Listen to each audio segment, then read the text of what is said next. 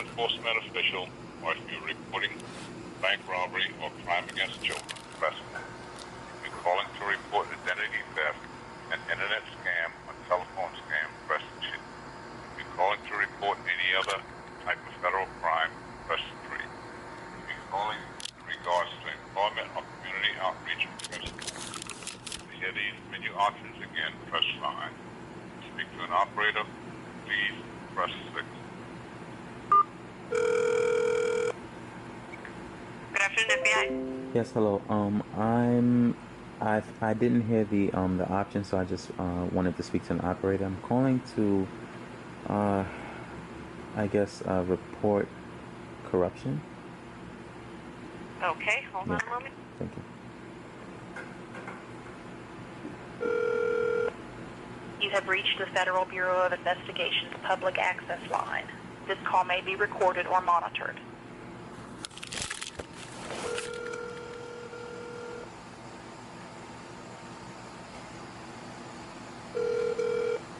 Good afternoon. Thanks for calling the FBI. How can I help you? Yes, hello. I'm calling to report corruption. Okay. Corruption where? In the NYPD. Alright.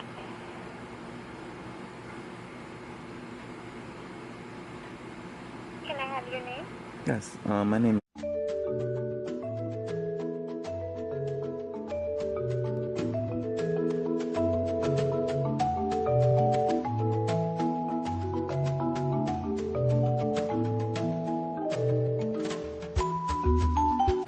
Can I have your phone number? It's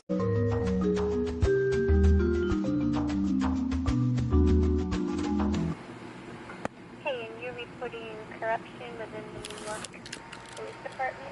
What kind of corruption and what is going on? Okay, so if I don't know how long I have to speak to you. If you can just bear with me, I'm sorry about that. But the story dates back to 2013. There was a 911 call for I guess. Well, actually, no.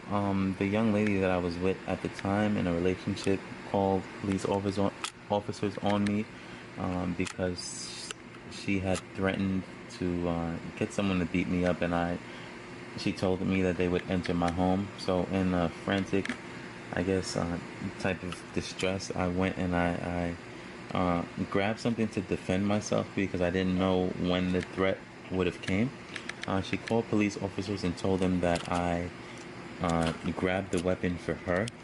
I told the officers the same story I'm telling you right now, man, and they immediately asked me, where are the weapons? And I pointed to where they were, and the second I did that, I was arrested. And also I was charged with, I guess, menacing and things of that nature, and there was a order of protection placed on me. So I had to stay out of the house for about 2 years. We were back in a relationship after that point, and well, actually, no, in the middle, we wasn't back in a relationship. I apologize. We had a child together, and I was requested by her to come over, which I shouldn't have, but I did. Long story short, police were called because someone heard us discussing something in a loud manner.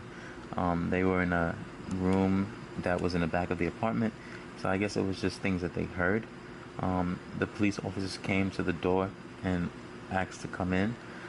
We did not need the officers' help, and I didn't do anything violent to the young lady. So we both mended our problems, and we kind of didn't want to let the police officers in at that point because we fixed it and we didn't want the problem to escalate. And we believed at that point that we had the right to refuse law enforcement's help. I did some studying legally, and I believe that there was not extringent circumstances that, through the night. No, but Yeah. let me explain something. Yes. If the police were called and there is a child involved in any way, shape, or form, the police are going to want entrance into the house if nothing more than to make sure the child is okay. Okay. So if you tell the police that you don't need their help after they've already been called into the situation and there is a child involved, they are not going to want to leave willingly until they at least ascertain that everybody in the situation, especially with a child, is okay.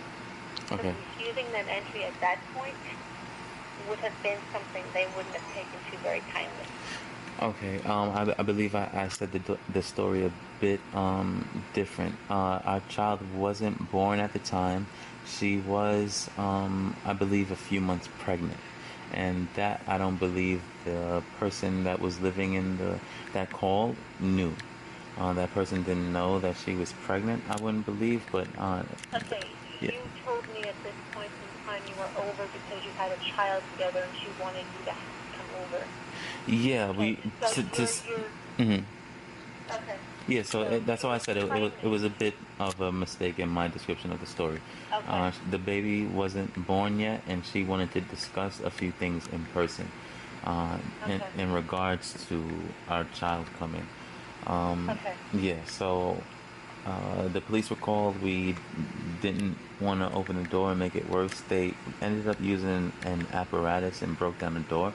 So I thought that they were going to find out what happened. I would believe that would be procedure to come in and ask, what's going on, why didn't you open the door, and, is anyone hurt, and looking for any, internal or external damage or injury. But the first thing that was done was the officer lunged for my face, and two more officers tackled me to the floor, even though they told me to get down, and I did kneel on my floor. They put me on my stomach, and the first officer that lunged for my face started pummeling my forehead, head, eye, nose, mouth, and cheek. Did you make a report with the internal affairs department of that local police department? Not internal affairs. I've been in contact with them in regards to another incident, but not that one specifically. I did speak to the CCRB. You would need to file a report with the internal affairs department of the local police in regards to that particular situation. Okay. You stated that a neighbor had contacted one of your former girlfriend's neighbor had contacted the police at that point in time, correct? Yes. Okay. Did you check, was that neighbor questioned at any point in time during all of this as to why they called the police specifically? I believe when the police gained entry, they did speak to the young lady, but as far as going forward, she, I believe, was not cooperative. But when the police officers initially came in the apartment, they did speak to her and gather information, yes. Okay, as to why she believed that it was necessary to contact them to come over. Yeah, but look, if I could just say, the end result of that case was the fact that it was dismissed. Yeah. So it goes a little bit further. This story is like a long centipede, unfortunately, and it most likely can implicate more than just the NYPD. I had a lawyer that was that I retained through a contingency type of agreement, and I believe the lawyer. Yeah. Let me ask you a question. Yes. You've been talking for a while. Yeah, sure. What is the federal crime that you are attempting to report to the Federal Bureau of Investigation? Because so far, I'm not hearing anything of, because the case, what you're talking about with the neighbor calling the police, all that was dropped. Yeah, so it was. That doesn't have anything to do with why you're calling at this point, because that case was dropped. So what exactly are you calling about? Where's the federal crime and all of that? Because I'm not hearing anything. I would say that the crime comes in where my HIPAA information, my HIPAA medical and all that type of information has been breached by the 70th precinct. Okay, how has your HIPAA information been breached by that precinct? Okay, so that was the same precinct that was involved in the incident I told you about. My HIPAA information was breached because on a separate day, separate incident, I had a discrepancy at a Rite Aid pharmacy store chain in Brooklyn, New York, in regards to a return. The manager came from behind the counter and, roughed me up and kind of like pressed his stomach against mine and threatened to harm me physically and violently. So how was your HIPAA information breached? yeah, I'm gonna. To that, please. Yeah, the police officers that responded to that incident, ma'am, knew of my HIPAA information and the fact that the fact that I was on depressant medications from Kings County Hospital, which I was on at that time.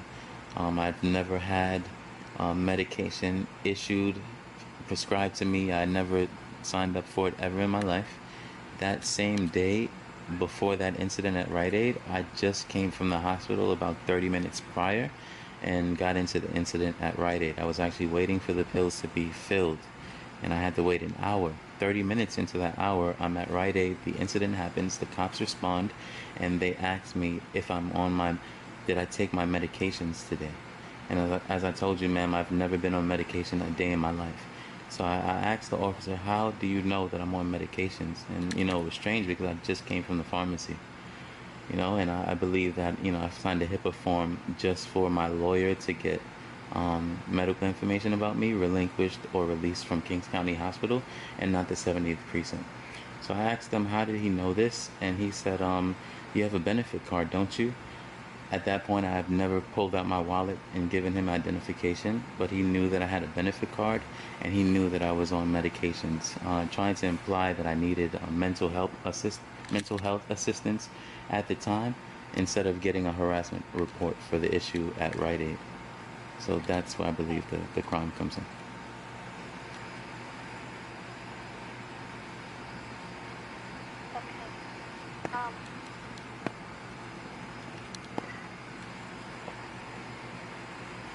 Hello?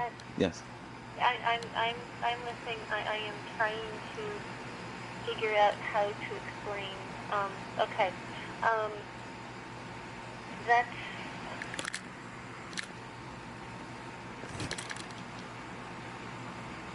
not a full HIPAA violation. That would involve so much more than that little piece of information that they had that they may have obtained